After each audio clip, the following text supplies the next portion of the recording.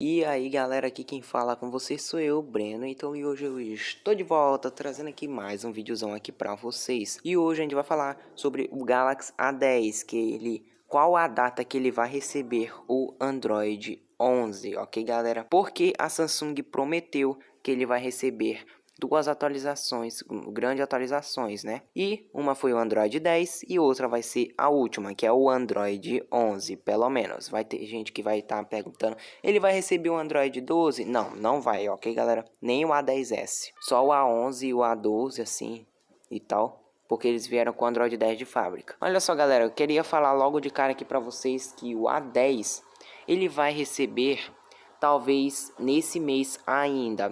Porque eu falei talvez, porque talvez ele receba também no próximo mês, porque tá muito lerda essa atualização do Android 11 para ele. É que nem a atualização do Android 11 para o K41S, que obviamente só vai ser lá pro final do ano. Mas o A10 normal, ele vai receber mais cedo que o K41S. O A10 ele vai receber ou em setembro esse mês, mas esse mês eu acho muito difícil, galera.